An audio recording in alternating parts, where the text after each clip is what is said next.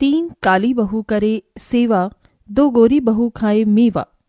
श्वेता, अंजलि, मेरी प्यारी बहू, अपने सुंदर सुंदर पैरों से इस कलश को गिराकर इस घर के अंदर प्रवेश करो। माँ जी, हम कब से घर की दहलीज पर ही खड़े हुए हैं, हम कब घर के अंदर प्रवेश करेंगे? मेरा बस चले तो मैं तुम तीनों को इस दहलीज पर भी खड़े न होने दूं। मैं नहीं चाहती कि तुम तीनों अपने इन काले पैरों से मेरे घर के अंदर प्रवेश करो। ना जाने कौन सा ऐसा समय था जब तुम्हारे ससुर को तुम तीनों पसंद आई। वो तो भगवान को प्यारे हो गए, लेकिन उनकी आखिरी इच्छा को पूरा करना मेरा फर्ज था। इसीलिए मैं तुम तीनों को इस घर की बहू बनाकर ले आई। इतना कहकर माधवी जल्दी से अपनी दोनों गोरी बहू का गृह प्रवेश करवाती है और उन्हें घर के अंदर ले जाती है।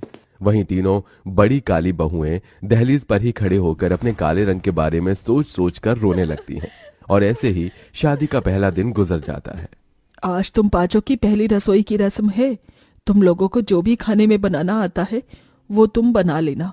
श्वेता, अंजलि, तुम दोनों को फिक्र करने की कोई जरूरत नहीं है। अगर तुम दोनों को कोई भी चीज की जरूरत पड़े तो मुझे आवाज दे देना, ठीक है? अब पांचों बहुएं रसोई में जाती हैं और अपनी पहली रसोई की रस्म की तैयारी शुरू कर देती हैं, जहां तीनों काली बहुएं तरह तरह के पकवान बनाती हैं। वहीं दोनों गोरी बहुएं खड़ी खड़ी उन तीनों की शक्ल निहारती रहती हैं। मैंने तो आज तक किचन में पानी भी गर्म नहीं किया है। मेरा भी कुछ ऐसा ही हाल है।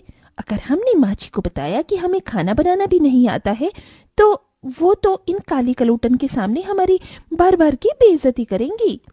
अंजलि और श्वेता बस साक्षी, प्रेरणा और भूमि को देखती रहती हैं। वहीं वो तीनों बहुएं फटाफट खाना बनाकर तैयार कर देती हैं।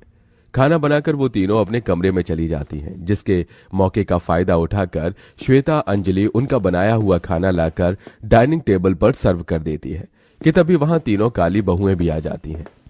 अरे वाह, खुशबू तो बहुत बढ़िया आ रही है। इन दोनों का तो खाना बनाकर तैयार भी हो गया, लेकिन तुम तीनों का खाना कहाँ है? ये खाना इन दोनों ने नहीं बल्कि हम तीनों ने बनाया है।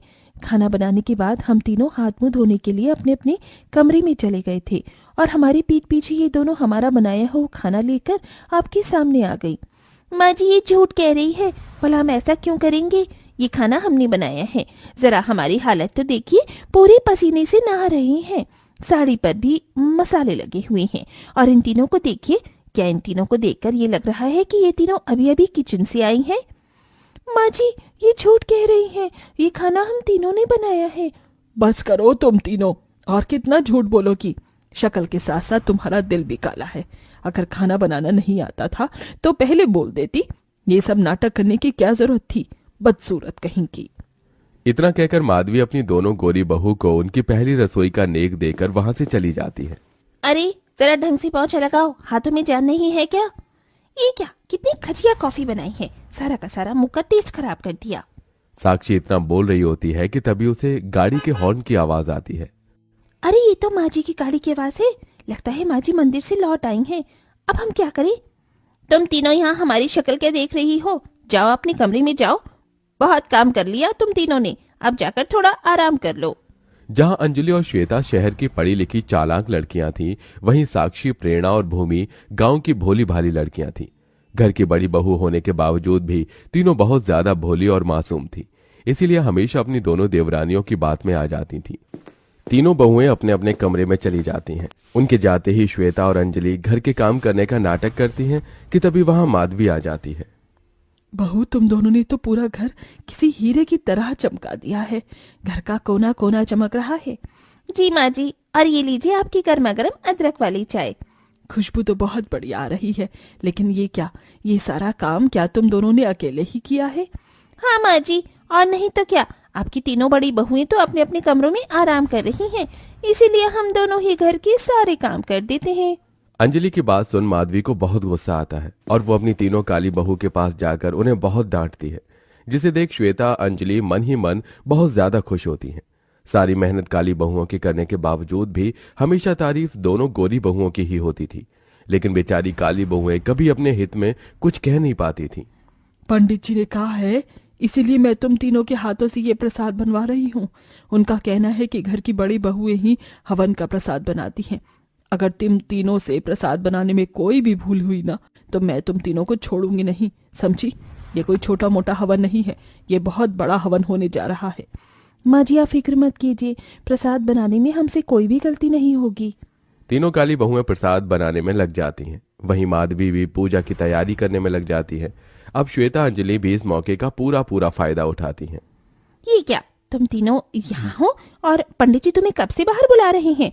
उन्हें तुम तीनों से कुछ काम था, लेकिन हमें तो बाहर से कोई भी आवाज नहीं आई। हमारी बात का यकीन नहीं है तो बाहर खुद जाकर देख लो, वरना अभी जब माँ जी गुस्से से तिलमिलाती हुई आएंगी ना, तभी तुम तीनों को यकीन होगा। तीनों काली बहुएं फिर से दोनों गोरी बहुओं की बातों में आ जाती हैं और वहां से चली जाती हैं, जिसका फायदा उठाकर दोनों गोरी बहुएं किचन में 3-4 बिल्लियों के बच्चे छोड़ देती हैं। वो बिल्लियों के बच्चे सारे प्रसाद को झूठा कर देती हैं। तभी वहां माधवी आ जाती है और बिल्लियों को प्रसाद झूठा करता देख गुस्से में चिल्लाने लगती है, जिसकी आवाज सुन तीनों बहुएं आ जाती हैं। तुम तीनों पर विश्वास कर, तुम तीनों को मैंने ये काम दिया था, वो भी तुम तीनों से हुआ नहीं। तुम्हारी लापरवाही के चक्कर में इन बिल्लियों के बच्चों ने सारा का सारा प्रसाद झूठा कर दिया। लेकिन माँ जी, ये बिल्ली के बच्चे यहाँ कहाँ से आए? हमें तो बाहर पंडित जी ने बुलाया था, हम तो उन्हीं के पास गए थे। तुमने क्या मुझे पागल समझ रखा है? पंडित जी तो अभी तक आए ही नहीं है, तो तुम्हें वहां पर बुलाया किसने? गलती करके अपनी गलतियों को छुपाने की कोशिश मत करो। राम राम, हवन से पहले ही घर में इतना बड़ा अपशगुन हो गया। मुझे तो कुछ समझ नहीं आ रहा है कि मैं क्या करूं। एक बार फिर श्वेता और अंजलि अपनी चालाकी से तीनों काली बहू को एक अच्छी खासी डांट पड़वाती हैं। ऐसे ही समय गुजरता रहता है और तीनों काली बहू के किए गए सारे अच्छे काम के क्रेडिट हमेशा श्वेता और अंजलि ले जाते थे। लेकिन एक दिन माँ जी, गांव से चिट्ठी आई है, भैया की तबीयत खराब है, इसीलिए मुझे जाना होगा। मेरी तो बहन की शादी है और मेरा जाना जरूरी है। तीनों काली बहुएं अपने अपने जरूरी काम से गांव चली जाती हैं, जिसके चलते अब घर की सारी जिम्मेदारी श्वेता और अंजलि पर आ जाती है। ये क्या अंजलि बहू, ये कैसी चाय बनाई है तूने? तू तो बहुत अच्छी चाय बनाती थी ना, तो आज क्या हुआ? अब मैं इन्हें कैसे बताऊं, वो चाय मैं नहीं बल्कि इनकी काली बहू बनाती थी। छी छी, तुम दोनों को आखिरकार हो क्या गया है? पहले तो तुमने चाय इतनी घटिया बनाई, अब ये खाना, ये रोटियां, पानी से भी पतली दाल, और ये क्या सब्जी बनाई है तुमने? हमारी तबीयत कुछ ठीक नहीं है, इसीलिए हमसे खाना बनाने में गलती हो गई, लेकिन कल से हम लोग खाना पहले की तरह बना देंगे। तीनों काली जेठानी के घर पर न होने की वजह से श्वेता अंजलि को ही घर के सारे कामकाज करने पड़ते थे। जहां उन्होंने पहले कभी एक चम्मच भी नहीं उठाया था, अब उन्हें घर का झाड़ू पोछा, बर्तन, कपड़े सारे काम करने पड़ते थे, जिससे अब दोनों बहुत ज्यादा परेशान हो चुकी थी। आह, मेरी कमर, आज तो मेरी कमर को भी उसकी नानी याद आ गई होगी। और नहीं तो क्या, रोज रोज इतना सारा काम कर करके मेरी तो हड्डियों में भी दर्द शुरू हो गया है। अब समझ आ रहा है कि ये तीनों कैसे काम करती होंगी। लगता है भगवान हमें हमारे किए की सजा दे रहा है। हम हमेशा उन तीनों से मेहनत करवाती थी और सारा क्रेडिट हम दोनों को मिलता था। माँ जी के सामने हमने हमेशा उन तीनों को गलत ठहराया और सारी तारीफें हमने बटोरी। श्वेता और अंजलि आपस में बात कर ही रहे होते हैं कि तभी माधवी उनकी सारी बातें सुन लेती है। अच्छा, तो इसका मतलब सारी मेहनत हमेशा वो तीन बेचारियां ही करती रहीं और तारीफ हमेशा तुम दोनों ले जाती थी। तुम दोनों की खूबसूरती के बहकावे में आकर मैं तो इंसानियत भूल ही गई थी। शर्म आती है मुझे कि मैंने तुम जैसी लड़कियों को अपने घर की बहू बनाया। माँ जी, हम जानते हैं कि हमने जो किया वो गलत था, लेकिन माँ जी ऐसा मत बोलिए, हमें माफ कर दीजिए। अब तुम्हें माफ मैं नहीं बल्कि वो तीनों ही करेंगी। दिन बीतते हैं और कुछ दिनों में तीनों काली बहुएं अपने मायके से लौट आती हैं। तुम तीनों हमें माफ कर दो, हमने हमेशा तुम तीनों की काले रंग का मजाक उड़ाया, तुम्हारे साथ ज्यादती की। तुम्हारी की गई मेहनत का फल हमेशा हम दोनों ले गई, लेकिन आज हम दोनों को हमारी गलती का एहसास हो गया है। ये दोनों बहुएं बिल्कुल ठीक कह रही हैं।